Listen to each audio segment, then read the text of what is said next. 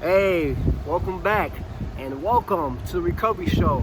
I'll explain something about my channel. My channel is about me talking about recovery, life on life terms, and family matters. I made this channel for the recovering addict, recovering alcoholic, and the family members to get one day sober, one day clean, man. So if you can relate to that, man, make sure you subscribe, give us a thumbs up, thumbs down, man. But hey, I got a special guest today, man, and this is my dear friend, man. He was around before I even got clean, man. He never judged me, man. He always told me, man, I could do it.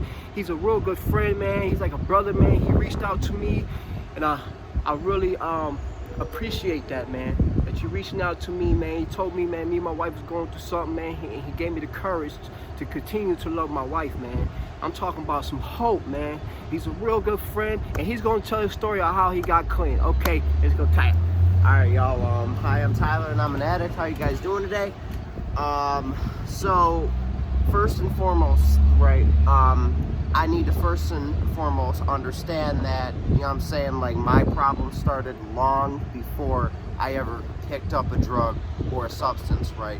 And like I'm talking about how, like, you know what I'm saying, like as a child, you know what I mean, like I suffered from a lot of low self-esteem and low self-worth.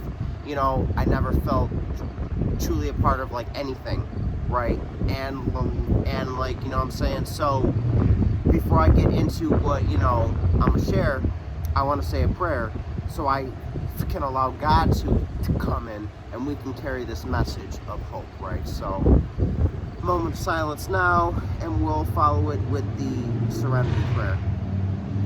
God, grant us the serenity to accept the things we cannot change, to the courage to change the things we can, and the wisdom to know the difference. All right, y'all. Hi, I'm Tyler. I'm still an addict.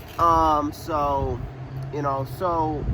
pretty much, y'all, you know, as a kid, you know what I'm saying, growing up, you know, because I'm a product of, you know, a broken home.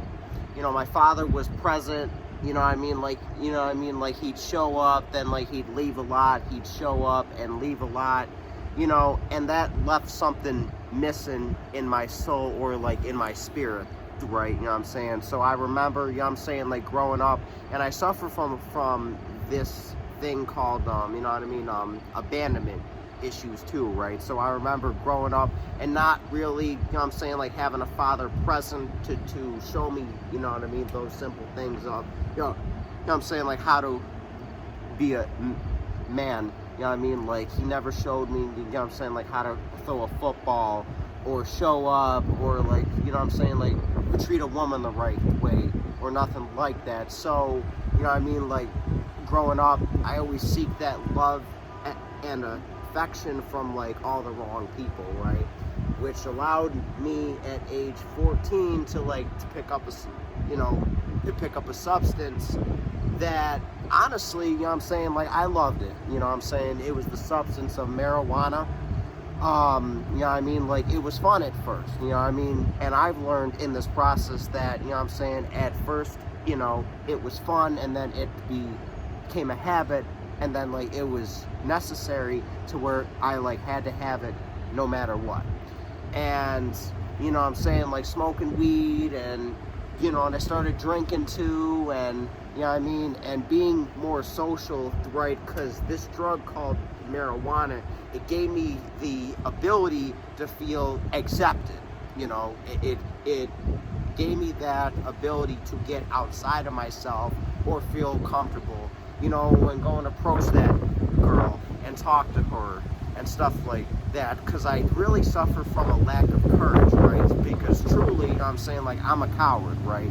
You know what I'm saying? And I lacked an understanding about that for a long time, because I always had a mindset of these all, like, you know what I'm saying, non-existent virtues that actually truly meant nothing at all, right? So, you know what I mean? So, you know, from like 14, you know, I started smoking weed, you know, and then I started drinking, and then that substance wasn't enough, right? So I was seeking something else, you know what I mean? Like I was seeking something greater than, something better than, because as like addicts, we are always looking for that next best thing to make us try to feel whole inside, right? And also around this time, you know what I mean, like my mother like had gotten, you know,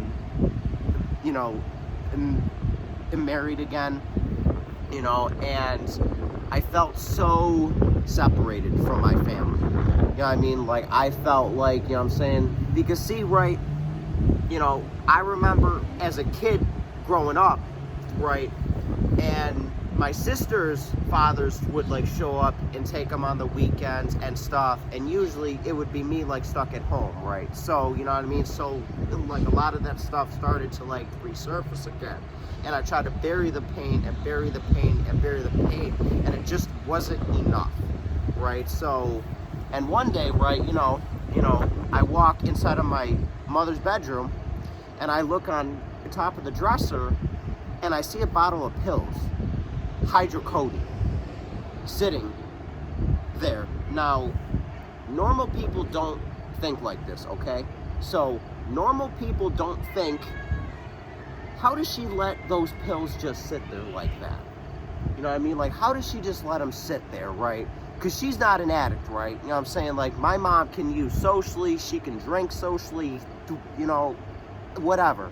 But, you know what I'm saying? So I started taking those pills, and I started popping them. You know, I started sniffing the pills, okay? And going to school the whole time, right? And my life started to slowly crumble apart. You know, and, you know what I mean, like, my grades dropped in school. You know what I mean? Like, I was, you know what I mean? Like, I would skip school, you know what I mean? Or just not show up at all, you know what I mean? Or, you know what I mean? Like, I would show up and be all high and you know what I mean? And fucked up sitting up inside the classroom wondering, like, damn, you know what I'm saying? Like, what, you know what I mean? Like, what's wrong with me? Why can't I just stop and be normal and go and get a scholarship and do things that, you know what I'm saying, like normal kids do, right? You know what I'm saying? So, you know, but, you know, and then, right, now, one thing that I've learned, okay, is my drug of choice, right, is more. Oh, okay, so, you know what I mean? So I'm not cocaine dependent, you know what I mean? I'm not like pill dependent, you know what I mean? Like, I'm not a, you know what I mean, a poly substance abuser, you know what I mean? Or like alcoholic, you know what I'm saying? Like, I'm an addict. I have a disease called addiction, right?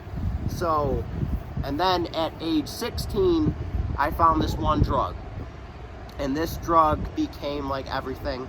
You know what I mean? It was something that I had found it and thought, damn, you know what I'm saying? Like, I'm going to take over the world, right? That's what my crazy illusion mind told me, right? And this substance was cocaine. And when I started using cocaine, you know, I didn't really think it would be an issue. You know what I mean? Like, I really didn't. You know what I'm saying? Like, you know, in my illusional addict mind, I said I will successfully use cocaine and it'll be like okay, right? And what's funny, right, is that, you know what I'm saying, like, you know what I mean, you know what I mean, I like tried it, you know, and I loved it, you know what I mean, like, it did something. It took me outside of myself. It made me feel powerful, you know what I mean, you know what I mean, like, I felt like Scarface almost, you know what I mean, like, you know, that illusion, right? And then I found out that sniffing cocaine was not enough. So I needed something greater. So then, you know what I'm saying, like, I was watching this show one day and I was like, wait a minute, you can smoke cocaine off of tinfoil and freebase it. I didn't know what that was at the time, right? So I saw this, you know what I'm saying, like, idea, which was, you know what I'm saying, a horrible one, and, you know what I'm saying, like, looking back now, you know what I mean? So I started smoking powdered cocaine. You know, and I would put it like in my blunts, you know what I mean? Like, I would, you know what I mean, sniff it, I would smoke it, and then finally, you know what I mean, because me being so young and not really, you know what I mean, like having a job, you know what I mean, or nothing like that, you know what I mean, I like had to do some things for drugs that I am truly not proud of, right? I robbed my mother blind. I'm talking about looking this woman in the eye saying, Mom, I swear to God, it wasn't me who took the money from your purse. It was not me. I swear to God, Mother. I promise you, it wasn't me. But you know what? You know, it was me today. Because honesty is how I get better today. You know what I'm saying? Like, honesty is the antidote to what we suffer from as addicts. You know what I'm saying? So I remember the guilt and shame of watching her sitting down, you know what I'm saying, and seeing her, you know what I'm saying, like go downstairs, waiting for her to leave her purse sitting there so I can go and rob it, run out the house and go and cop. And I'm talking about, I picked up this one substance similar to that substance that truly buried me, and it was crack cocaine. And you know what I'm saying, like, and I remember the first time I smoked crack cocaine, I was 16, you know, and you know, it's crazy how a lot of times we always end up in situations, right, where, you know, when we're going to do something else even more horrible always presents itself. As addicts, I'm talking about, right? Because see, like, you know what I'm saying, like, I didn't like wake up and say, you know what I'm saying, like, let's go like smoke some crack today, you know what I mean, like, that's a great idea, right? You know what I mean? It didn't happen like that, you know what I mean? Like, I just took you guys through, it was a slow, progressive process for me. It didn't happen overnight, right? You know what I mean? So I started smoking this drug called crack cocaine, and I'm talking about by the time I was 18, in fact, it was 2 months after I turned 18, I went to rehab the first time ever, right? You know, I went to this facility in West Seneca called the Renaissance Campus, right? I was at this place called Promise House there, right? You know, and my parents made me go because what like had happened was, you know, my mother like had caught me, you know what I mean, like stealing, you know what I mean, like stealing my sister's medication that she needs because she has mental illness too.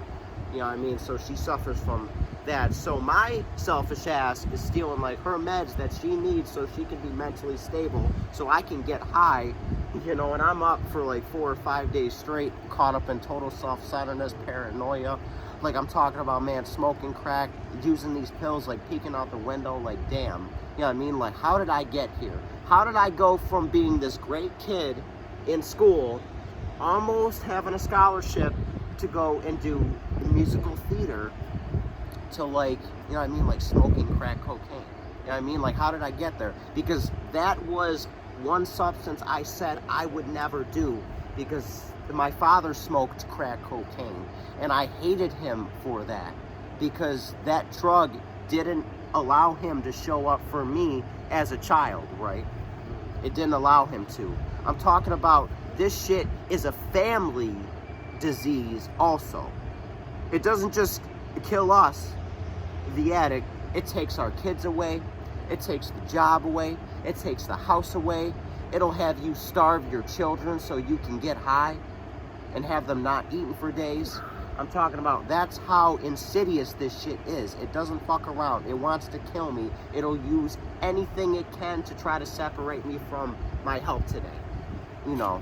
But so, anyway, so, you know what I mean? So my parents sent me here, you know, listen, right? I went to school that day after being up for like 3 days, you know, and I'm in like a drug like psychosis, right? So I'm thinking, you know what I'm saying, like people are like coming to get me, you know, I'm seeing like shadowy like people like jumping out the bushes, you know what I'm saying, like tripping out like paranoid, you know what I mean? And so listen, I was so paranoid, I went to school, right? And I told on myself for what I did.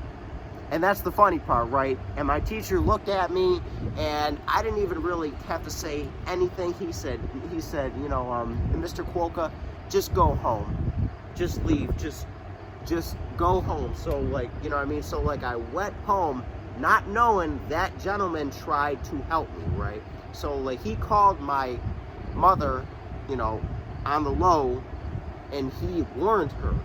And I'm talking about, I got home, right? And this is some real, like, intense shit, right? So I got home, half of the family's outside the house waiting for me to get home, right?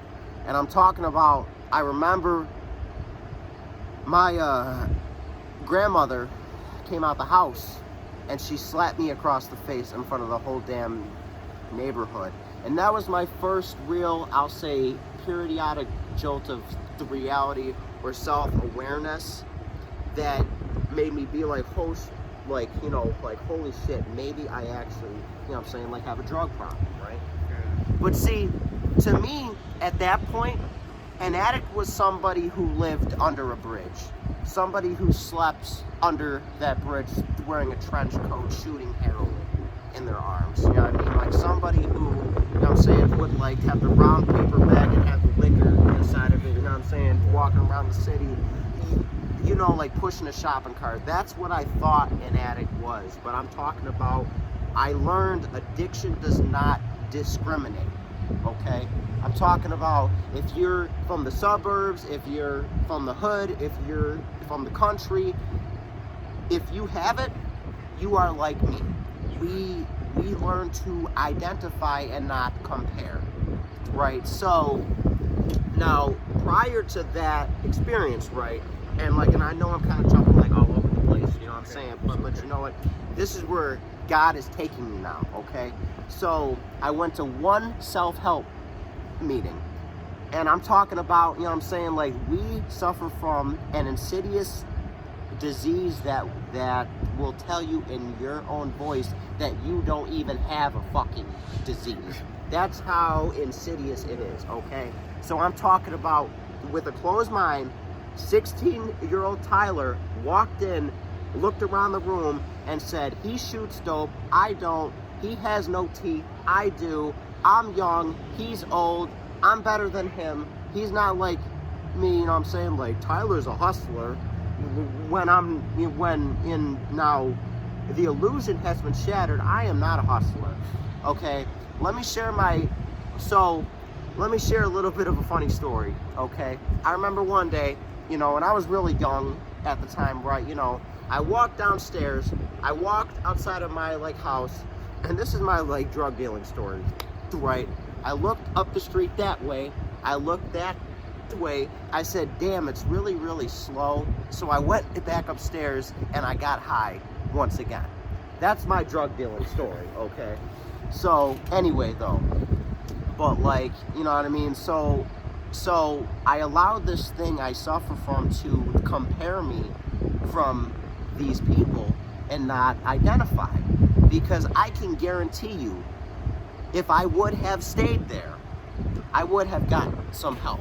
But I looked around the room, I said, fuck you guys, you know what I'm saying? People are sharing about shooting dope from, like, dirty needles and using, like, puddle water to shoot, like, heroin and doing shit like that. You know what I mean? And I was like, man, I am not like these people. They need help. I don't. You know what I'm saying? Like, as long as I could just stop using this one particular substance, I'll be fine. And I tried that, you know what I mean? Like, I tried just drinking on the weekends, you know what I mean? I tried the marijuana maintenance program. You know, I tried just, you know what I mean? Like, you know what I mean? Like, sniffing cocaine and not smoking cocaine. I've tried all of that stuff, and nothing works for Tyler because I'm an addict. I can't use anything successfully. My first step teaches me that I am powerless over my addiction, that when I use, my life becomes unmanageable, right? So, you know, at that point, I didn't go back there, right? I kept using, which at, you know what I'm saying, like 18, you know, I went to rehab. My first time there, I stayed there for about 2 weeks or so, okay? But you know what? I wanted to get high, like most of us do, right? So I had a bright idea in Tyler's head, okay? Because when Tyler gets a bright idea, usually 9 times out of 10, it's not a good idea. So I decided, you know what? I'll show them. Fuck this shit. I'm signing out. So I signed out the facility. I left, right? Clothes on my back. Middle of winter. I fucking like hitchhiked like up the street. I caught a ride from somebody. They like took me back to Lockport. And I'm sleeping at this flop house, you know, on Washburn Street with these people who I think are my friends, but they're not. Because friends don't give you poison to like kill yourself with. That's the reality of it, okay? If you think that's what a friend is, you need to take another look, because that's not what that like is, right? So I'm sleeping there, And I'm talking about I had finally hit a bottom in my life. I'm talking about how the guilt and shame of my mother saying, Tyler, you're not welcome here. Don't come to my house. And I'm like, Mom, please, just let me come over and see you, I promise. You know what I'm saying? I'm not going to use anymore. I swear to God, blah, blah, blah, you know, like all the good stuff that we say, you know. And that was the first time in my life to where, like, I was like, damn, like, my, like, life is over today, right? So from there, you know what I mean, they had kicked me out and said, all right, dude, you got to go. You know, because that's like, you know what I'm saying, like how the game is these days. You know what I'm saying? Like, people don't give a fuck about shit like that. So I left, you know, and I was homeless for like a little bit. You know, I kept using, I slept outside. And finally, I actually was at the City Mission Shelter in Buffalo, right, sleeping there. And I was actually contemplating, you know, a suicide attempt, actually. My whole plan was I was going to throw myself in front of a vehicle. But I found out, though, that, you know what I'm saying, like, Tyler's a coward, and he doesn't actually have the courage to want to kill, like, himself. You know what I'm saying? Like, he'll just tell you that because he wants attention, and he wants a way to seek approval from, like, other people, which to some people makes no sense, but to me, as an addict, it makes a lot of sense, okay? So, you know what I'm saying? So, realistically, that was my first cry for help. So, from there, I went to 291 Elm Detox in Buffalo. It was Christmas of 2013. And that was the first Christmas that actually being away from my family hurt me, man. I'm talking about, like, I called my mother. I called her up and I said, Mom, I'm safe, I'm in detox, I'm gonna go back to treatment, you know, I just want to call you and let you know. And I promised her that day that I would do something different, okay? So I'm like 18, you know what I mean, I'm really young, you know, and you know what I mean, so I stayed there, and then I went back to that same facility, you know, where, you know what I'm saying, like, I had left initially, but this time was different. I knew I had to still do something different. I'm talking about, like, you know what I'm saying, like, I stayed there. I did what they said. I got a sponsor. I got a home group. I did the basic shit that they said, kid, listen, if you want to stay clean, this is the shit that you have to do, because Tyler is Anonymous doesn't work for him. It never has worked for him. You know what I mean? Like, Tyler's Anonymous gets me high, and Tyler's Anonymous will, like, kill me if I'm not careful. Okay? So at that point, I finished there. It was about 7 or 8 months or so, you know, and, you know, I came home and I started going to meetings again. So I showed up, you know what I mean, like, and at this point from 18, what was it, till about 23, I stayed clean for 5 years. I'm talking about I had multiple years clean. I'm talking about how I became a beacon of hope. I'm talking about I did service work. I was active. I went to meetings. I had a couple sponsees. I worked the steps. You know what I mean? Like, you know what I mean? Like, I studied that literature. I studied the basic text. I got a God of my own understanding, and I found somewhat of a peace of mind. And God, miraculously, had lifted the obsession to use drugs from me, right? So my life got super, super good, okay? And then, you know what I mean, I met this lady who I fell in love with, you know what I mean? She, like, had a son, and he was amazing, you know what I mean? And, you know, and we almost became a family, you know what I'm saying? Like, you know what I'm saying? I, like, had a job, you know, I was making great money and stuff, but something started to slowly happen, okay? It's called complacency. I'm talking about complacency of, like, well, you know what, I'm feeling pretty good, so I'm gonna put my step work away. You know what I mean? Like, I feel pretty good. I like have a job. I'm getting thousands of dollars of like bonus checks. You know what I mean? Well, like, I'm killing the game. I'm KT. You know, like that's what I used to say to myself. You know what I mean? The illusion, right? And you know, and then I said, well, you know what? Instead of going to 6 meetings a week, I'm gonna go to my home and maybe another one a week. You know what I mean? If I'm not too busy. Right? So she became my higher power. She was everything. I'm talking about she was my drug of choice at that point. I'm talking about she was my God. She was everything, right? And then I learned that, you know, like human beings can't be your God because like human beings fall short on a daily basis. I'm talking about I stopped working the program.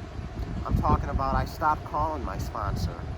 I'm talking about, see, because it usually happens slowly over a period of time, right? It happens when instead of praying about a situation before you go into a situation, you just go right to it. And you act on self-will and self-righteousness and self-destructiveness, and you start to cause damage clean.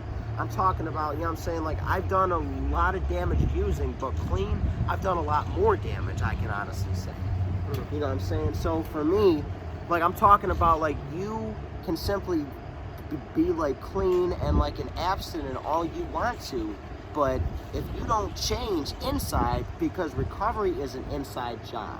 Okay, I have to change everything. I have to change the way that, you know what I'm saying, like I walk, I talk, I carry myself, how I treat my girlfriend. You know what I'm saying? Like things like that I'm talking about, you know what I'm saying? Like, or your wife, you know, whatever the case may be. So, you know, and then at that point, that one thing had happened. We were fighting one night. I decided to go out and have a drink. So I went out after 5 years. I had a drink. I'm talking about in that same night, I had smoked weed and I smoked crack in one night. I'm talking about, it was like I never, you know what I mean, like had been clean like previously. That's how I felt, because as soon as I take the first one, guys, I can't stop through my own power of will, right? So, you know, so at that point, I used for about a week or so, and finally, you know what I mean, like I reached out and I, you know what I mean, and like, and I called my sponsor and I called some people in the program, and I had came back, you know what I mean? And at that point, I'm talking about the guilt and shame now of like coming back, when the guilt actually is in not even coming back at all. Like I'm talking about, like, you know what I'm saying, like I came back, I got about 9 months clean, and then, but see, during that point, I wasn't as like passionate, you know what I mean, like I wasn't as like excited. I couldn't let go of the guilt and shame that I had multiple years prior, you know what I'm saying, like I was going through a breakup at the time. I was almost like homeless again, you know what I mean? At that point, I was like sleeping on a friend's sofa, you know what I mean? Like, thank God for that individual, you know what I mean? Like, God bless you, hello, you know, if you're listening, I love you and thank you for that. You know, and I'm saying, like, I wasn't ready to fully commit myself to live by spiritual principles, because see, my like arrogance is one of my biggest defects of character. I'm talking about, I will come to a meeting and think, because Tyler knows the basic text, you know what I mean, and Tyler has spoken like all over the place, and Tyler has done this and done that, you know what I'm saying, and done service work that, you know what I'm saying, like Tyler knows something, when in the reality, I can humbly admit that I don't know shit today. I really don't. I know one thing, I know I can't use no matter what, and I know like I'm an addict and what I suffer from, but that's about it. So at that point, you know what I mean, I moved in with somebody at that point, and you know what I mean, and see, recovery has taught me, right, that I can no longer blame people, places, and things for what I do, okay? So at that point, I relapsed, okay? once again. And for a long time, I blamed this person for what I did. But today, I can finally admit it is not that person's fault. It's not anybody's fault. It's Tyler's fault. I chose to take the first one. I chose to not, instead of picking up the phone, you know what I'm saying, and reaching out and trying to go to a meeting or do something, right? Because see, the disease had been working on me for that 9 months that I had the last time around, and it was set myself up for failure. I'm talking about I actually did some shit clean that I was like, damn, this is not me. I'm talking about I tried to sell dope in recovery, being clean. I'm talking about being the middleman, but in my thinking, I'm like Tony Montana, which is insane. It's not. Pretty much, I would try to sell, sell drugs so I could use drugs. So I wasn't really profiting off of anything, but when we're using, we live in this illusion because it talks about how we were, at least 2 people instead of 1. Dr. Jekyll and Mr. Hyde, right? So I'm talking about when Dr. Jekyll died, Mr. Hyde actually took over me, when I was a monster again, and then I used and so on and so forth, okay? And this last time around, getting high, right? Because COVID had pretty much been at a, at an all-time peak, right? So I was getting some money now. I'm talking about I was getting $860 a week. So I had unlimited ways and means to get one more. I didn't have to run the streets anymore. You know what I mean? I still had a job. You know what I mean? I had thousands of dollars, hundreds of dollars where I could literally just call the dope man and be like, yo bro, come and, you know what I'm saying, come and meet me and drop me off a ball, and we'll be fine, blah blah blah, you know what I'm saying, thank you, blah blah blah, But this time around, it had progressed, right? See, because I never was a really, I'll say, a really an IV drug user, okay?